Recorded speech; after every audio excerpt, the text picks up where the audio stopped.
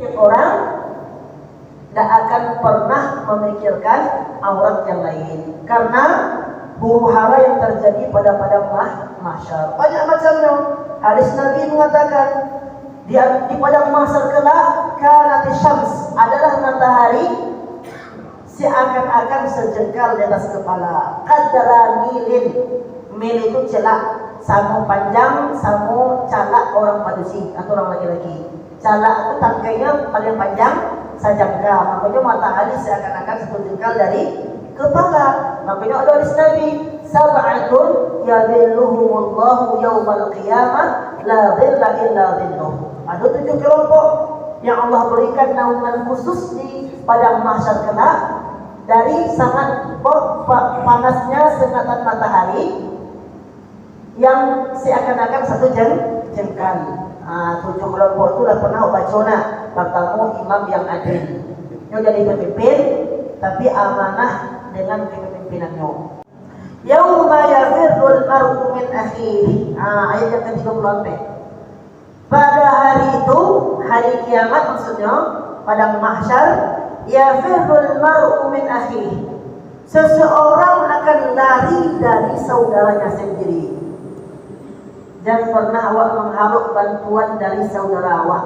Saudara itu banyak macamnya. Ada saudara sedarah, baik kandung ataupun tiri. Ada namanya saudara seinstansi, sama-sama karajo sampai itu. Awak berkawan sama itu saudara awak namanya itu.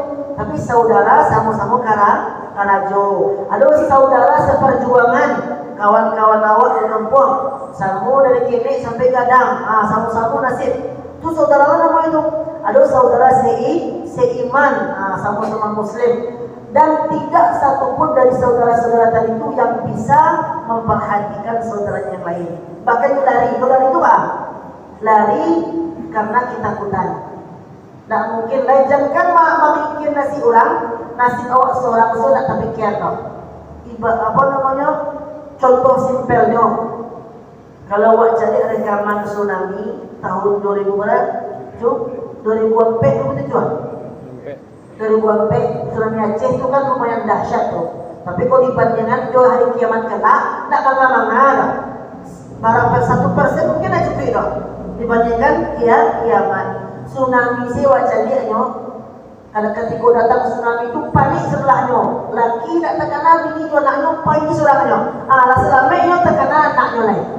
Terkena bininya masih terkurung. Terkena sulit tanahnya masih ada. Ketika tajak kejadian itu rasanya pahit sama aku. Itulah contohnya. Apalagi hari kiamat. Contoh simpel saja, sedangkan kampung, sedangkan tsunami saja, tak terpikir orang yang awak cintai dewa. Apalagi hari kiamat. Yafirul mar'u, seseorang akan lari dari saudaranya. Tak mungkin dia memikirkan saudaranya. Tak mungkin saudaranya memikirkan ini. Seorang-seorang panasnya berpikir ketika hari kiamat datang nanti. Makanya awak persiapkan diri awak seorang-seorang awak persiapkan diri awak. Kini awak dake Idul Adha, dake kurban. Yang apa namanya? Dek karena panitia kurban awak masih kurang, ikonya peserta kurbannya baru 5 ikut jawi, alpe ikut kambing. Mau dapat sambut petang balik. Berapa? 8 jawi, 3 kambing. Ini masih kurang. Maka beramallah sebanyak-banyaknya. Bagi yang belum kurbanlah kini. Jadi perbanyak amal ibadah. Pada waktu itu awak mempertanggungjawabkan diri sendiri. Pikirkan diri sendiri. Tidak ada bisa tidak tolong ke saudara awak.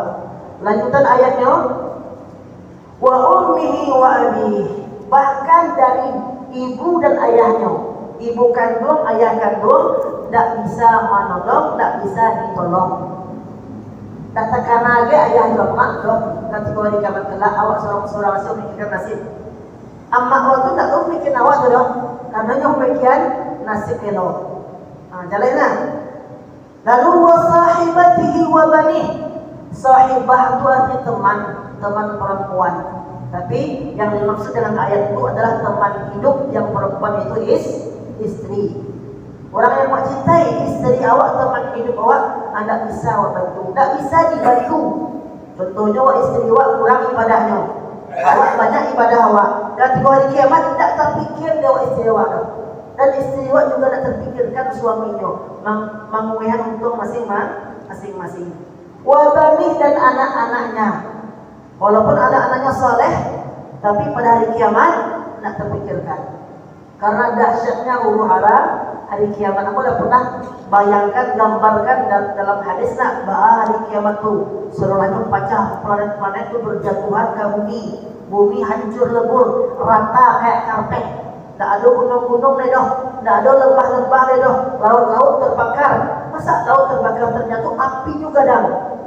Nah, hancur. Tak bisa dibayangkan pokoknya suasana hari kiamat. Aku ayat yang menjelaskan tadi. Likul limri'im minhum yawma idin sya'nu yughni. Setiap orang pada waktu itu dari mereka, baik orang tua, istri, anak, saudara, orang-orang yang lainnya, memikirkan sibuk dengan yawma idin sya'nu yughni, urusan yang mempunyai sibuk seorang-seorang, tak terpikir yang lainnya. Nah, kok ayat yang turun dalam cerita Aisyah yang bertanya ketika orang di padang mahsyar itu tak apa tadi, tak pakai sendal, tak pakai baju, pun macam-macam tadi. Baik kok tak terpikir ke orang lain, dek karena setiap orang sibuk dengan urusan yang tak bisa memikirkan orang lain. Nah, sya'nui yughni. Jadi ketika di padang mahsyar itu alun akhir kehidupan itu dah. Padang mahsyar itu baru halte, dari halte menuju Allah. Kan banyak perjalanan menuju Allah itu nak dari alam ruh, mulai alam rahim, alam dunia, alam barzakh, alam kubur, setelahnya hari kiamat, lalu padang mahsyar. Ketika padang mahsyar pun selesai dah. Masih ada tahapan-tahapan selanjutnya, di antaranya tahapan syafaah. Apa? Syafaah. Rasulullah datang memberikan syafaat kepada umatnya yang berhak mendapatkan syafaat. Dia syafaat. Habis syafaat baru yaumul hisab. Hisab itu diperhitungkan semua amal ibadahnya. Al-mizan itu dah diperhitungkan, maksudnya dijalihan ke diri masing-masing amalan perbuatan baik dan buruk yang dilakukan di dunia, dan diri tersebut mengakuinya. Dibuat diri itu memang ia mengakui kerajaan di dunia dengan kitab-kitab yang diberikan, baru diberikan catatan amal. Habis catatan amal itu mengalai, baru timbang badan, timbang amal. Jadi badan baru ditimbang nanti Pak.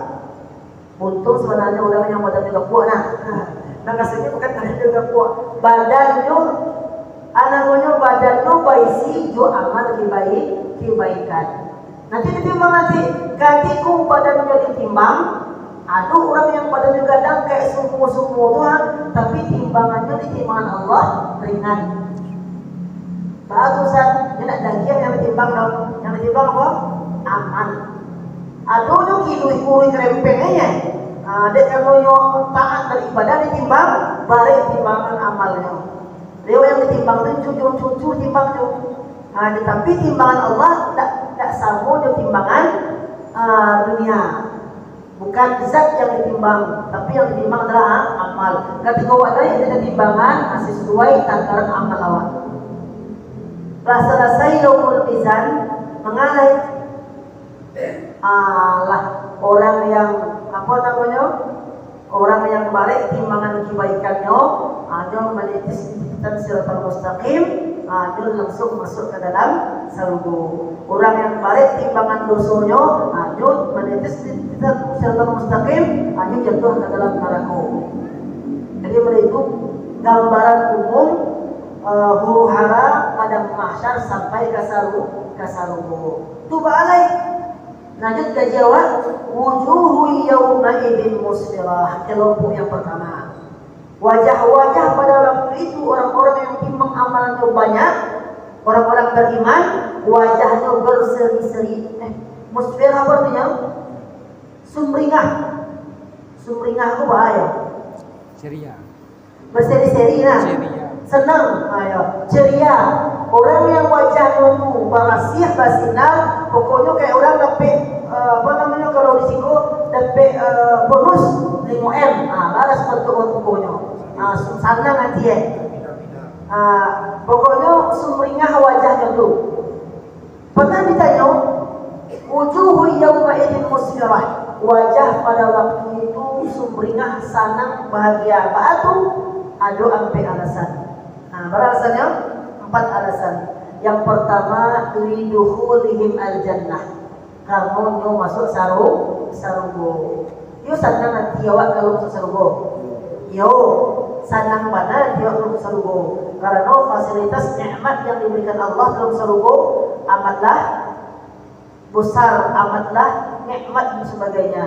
Tapi sebelum masuk dalam sarugo, orang-orang yang penduduk sarugo itu dimandikan atau mandi di sebuah telaga yang bernama telaga Al-Kautsar, telaga pembersih.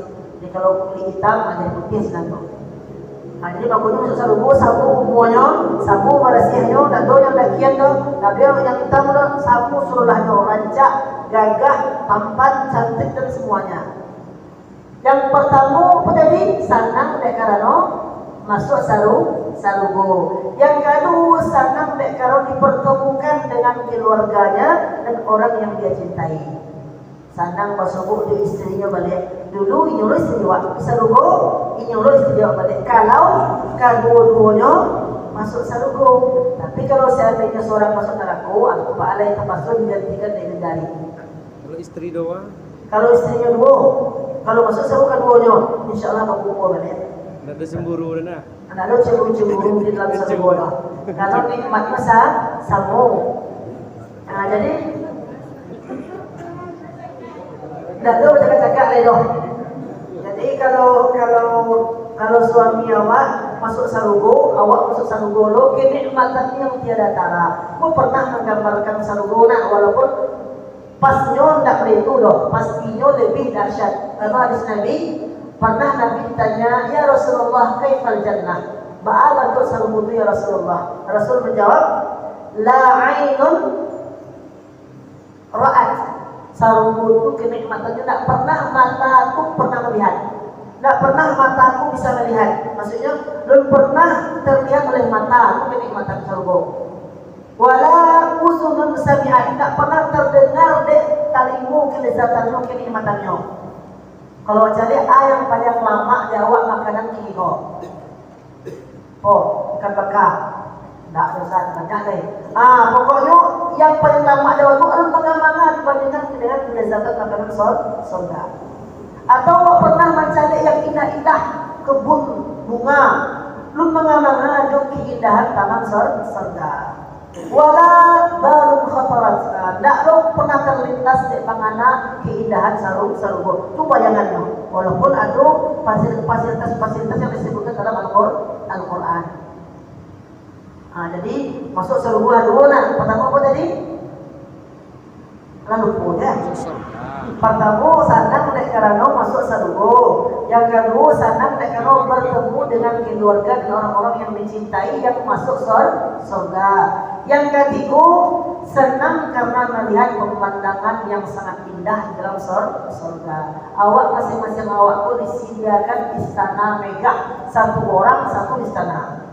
Jadi aku Pak Usman kalau sama-sama masuk sarugo Pak. Aku istana cik lo, Pak Usman cik lo. Bila teraga Pak Usman berkunjung ke istana silahkan. Itulah. Pokoknya awak diservis dengan full oleh Allah Subhanahu Wa Taala sarugo. Jadi punut cik istana dan cik istana aku kumpul luas mesti dekat sebelah ni dong. Kalau cik. Kau pengen merokok Pak Usman hidup nabi kena rokok lah. Jadi namanya dalam sarugo itu kenikmatan yang tidak tara. Yang kedua lah, yang pertama apa tadi? Hidup kena rokok lu. Wajahnya sumringah bahagia karena masuk sarugo.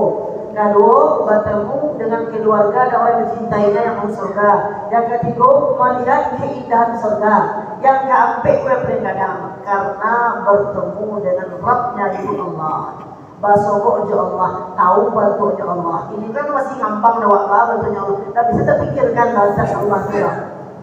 Dia selalu memang nampak dah zat Allah. Bantu Allah tu jalan dia wak. makanya sanam. Saking sanamnya disebutkan dalam ayat setelahnya dhahikatul mustabsyirah, ayat yang ke-39. Sambil tertawa, mustabsyirah dan riang gembira, mereka banancu sampai galak, nampak sigi taruhnya. Dek galak sanang ke sanang nanti galak dek sanam. Ada orang galak menangis tak, tapi galak dek sanang hati. Mustabsyirah yang girang gembira taruh, tidak ada sedih. Makanya orang yang masuk surga itu dicabut darinya hazan, rasa sedih, akhir rasa iri, rasa dengki. Tidak ada penduduk surga iri kepada yang lain. Wa naza'na ma fi sudurihim min ghillin, kami tanggalkan, kami cabut dari dada mereka apa saja dalam bentuk iri, dengki atau tidak suka kepada orang lain. Makanya ketika mensurbu samu sadang sebelahnya. Lalu apa lagi? Wa wujuhu yawma idzin 'alaiha ghabarah. Kelompok yang kedua, kelompok orang-orang yang tidak beriman, orang-orang kafir. Pada waktu itu wajah-wajah 'alaiha ghabarah, penuh debu. 'Alaiha ghabarah itu penuh debu. Bagaimana penuh debu? Di mana tangannya pusat? Lain debu di padang mahsyar itu. Aduh, kalau di padang mahsyar tersebut, ketika matahari seperti sajangka di tengah palo, kana arabhum, adalah peluh manusia pada waktu itu. Ada yang sampai tumit, ada yang sampai lutut, ada yang sampai pinggang, saking panasnya hari. Yang wasabir yang 7 tadi bakun apa paduh hanya diberi naungan oleh Allah. Yang lainnya paduhnya bercucuran. Ketika paduh bercucuran awak sampai berjalan, angin nak dolo, laki nak abu-abu tukang muka, laki nak abu-abu tukang badan laki, itu hanya sekedar najas saja. Intinya orang-orang kafir pada waktu itu wajahnya hitam, wajahnya karena debu, tak langsung menjadi. Karena nu ahli nar, penduduk neraka. Terus tarhamuha qatarah. Tarhamuha qatarah artinya apa? Tertutup oleh kegelapan, ditimpa kehinaan dan kesusahan pada waktu itu. Jadi memang wajahnya itu hitam kuning, kumuh. Karena hina melakukan perbuatan maksiat ketika hidup di dunia. Allah jelaskan, ulaika humul kafaratul fajarah. Mereka lah yang disebut orang-orang kafir.